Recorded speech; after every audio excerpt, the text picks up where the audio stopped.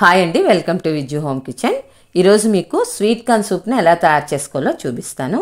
ఇది వాతావరణం చల్లగా ఉన్నప్పుడు వేడివేడిగా చేసుకొని తాగితే చాలా హాయిగా ఉంటుందండి. హెల్త్ పరంగా కూడా చాలా మంచిది, ఈజీగా డైజెస్ట్ అయిపోతుంది. పిల్లలకైతే మరీ మంచిదండి. ఇప్పుడు దీన్ని ఎలా తయారు చేసుకోవాలో చూపిస్తాను.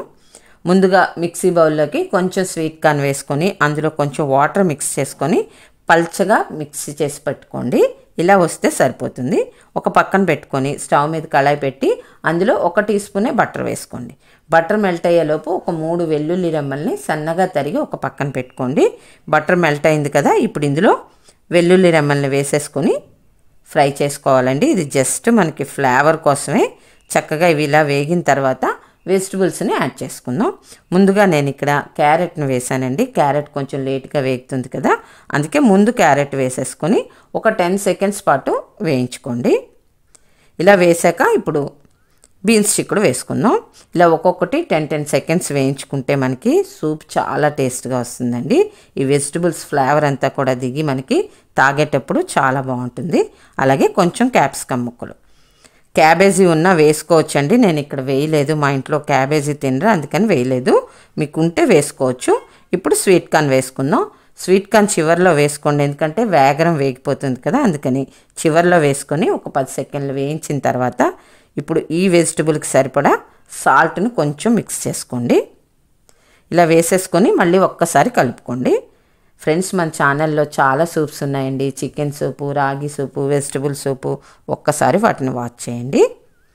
ఇప్పుడు ఇందులో 1/2 లీటర్ వరకు వాటర్ని పోసుకోవాలండి. 1/2 లీటర్కి ఈ వెజిటబుల్ క్వాంటిటీ సరిపోతుంది. అలాగే టేస్ట్కి సరిపడా సాల్ట్ని, ఇందాక మనం మిక్సీ చేసి పెట్టుకున్న కార్న్ మిక్స్ని కూడా వేసుకొని బాగా కలుపుకోండి. ఫ్లేమ్ అయితే హైలో పెట్టుకోవాలండి. ఇప్పుడు చక్కగా హైలో పెట్టుకొని సూప్ అంతా తలతలా మరిగేంత వరకు ఉంచుకోవాలి. సరే, ఇలా మరిగేయాలండి. ఇలా మరిగితే మనకి వెజిటబుల్స్ ఇదంతా సారం అంతా కూడా సూప్లోకి వస్తుంది. పైన ఇలా లేయర్లా వచ్చింది కదండి, అది తీసేసుకుందాం, ఎందుకంటే తాగేటప్పుడు మనకు కొంచెం అనీజీగా ఉంటుంది. ఈ లేయర్ని అంతా కూడా తీసేసి ఇందులో 1 టీ స్పూను పెప్పర్ వేసుకోండి. మీ దగ్గర వైట్ పెప్పర్ ఉన్నా వేసుకోవచ్చండి. నేను ఇక్కడ బ్లాక్ పెప్పర్ వేసాను, అందుకే కొంచెం కలరు చేంజ్ అయింది. వైట్ పెప్పర్ని వేసుకోండి. ఇప్పుడు ఇందులో సాసెస్ని యాడ్ చేద్దాం. కొంచెం చిల్లీ సాసు, అలాగే కొంచెం సోయా సాసు, దీంతోపాటు కొంచెం వెనిగర్ వేసాను. వెనిగర్ మీకు ఇష్టం లేదు, పిల్లలు తాగుతారు అనుకుంటే నిమ్మరసాన్నైనా వేసుకోవచ్చండి. వేసుకొని బాగా మిక్స్ చేసుకొని ఇప్పుడు స్వీట్ కార్న్ ఉడికిందా లేదా అని చిన్నగా టెస్ట్ చేసుకోండి. ఉడికిపోతుంది యాక్చువల్లీ, కానీ ఉడికిపోయిందండి. ఎందుకంటే కొంచెం ముద్దరు ఉంటే మాత్రం ఉడకడం కొంచెం కష్టం అవుతుంది, అందుకని ఉడికిందో లేదో ఒక్కసారి చూసుకోండి.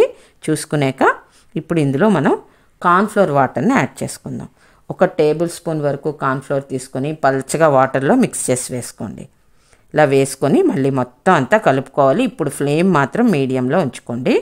ఇలా కొంచెం థిక్గా రావాలండి. కొంచెం థిక్ వస్తే సరిపోతుంది, ఎందుకంటే చల్లారాక ఇంకొంచెం థిక్ అవుతుంది. ఇప్పుడు స్టవ్ బంద్ చేసేసి కొత్తిమీర వేసుకొని సర్వ్ చేసుకుందాం. ఫ్రెండ్స్, నిజంగా మీకు నేను చేసే విధానం నచ్చినట్లయితే లైక్ చేయడం మాత్రం మర్చిపోకండి ఫ్రెండ్స్. లైక్ చేసి మీ ఫ్రెండ్స్కి, రిలేటివ్స్కి షేర్ చేయండి. అలాగే కొత్తగా ఎవరైనా మన ఛానల్లోకి వచ్చి చూస్తున్నట్లయితే సబ్స్క్రైబ్ చేసుకొని పక్కనే ఉన్న బెల్ ఐకాన్ని యాక్టివేట్ చేసుకుంటే నేను చేసే రెసిపీస్ అన్నీ మీకు అప్డేట్ వస్తాయండి. Thank you for watching.